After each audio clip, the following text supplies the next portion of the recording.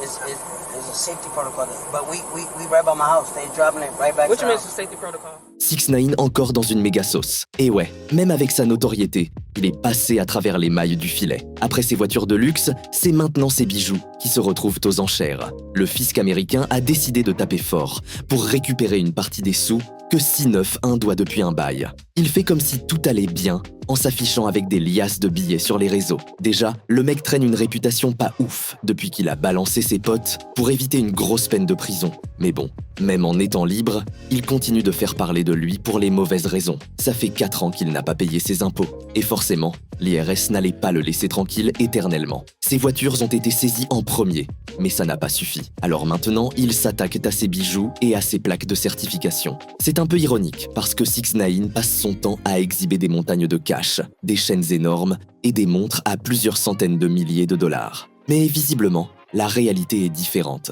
On parle de millions en dette, et le fisc n'est pas du genre à lâcher l'affaire. Au-delà de ses galères financières, sa carrière musicale a clairement pris un coup. À une époque, il enchaînait les hits comme Gummo, Kuda ou encore Fef avec Nicki Minaj. Son style agressif, ses clips ultra colorés et son personnage complètement déjanté lui avaient si permis de cartonner. Mais depuis sa sortie de prison, c'est plus compliqué. Il a bien essayé de faire son retour avec des morceaux comme Gooba ou Trollzé, mais la hype est vite retombée. Faut dire que l'image du mec a changé. Avant, il jouait le rôle du bad boy intouchable, entouré de gangsters. Maintenant, beaucoup le voient comme un type qui a trahi ses anciens potes pour sauver sa peau. Ça se ressent sur ses ventes et sur l'intérêt du public. Il y a toujours des fans hardcore, mais le grand public est passé à autre chose. Et puis il y a eu l'épisode de la salle de sport. Un soir, il se fait violemment tabasser par plusieurs mecs dans les vestiaires. Vidéo qui tourne partout. Humiliation totale. Ça a fait plus parler que ces derniers sons. Et au lieu de laisser couler, il a décidé d'attaquer la salle de sport en justice,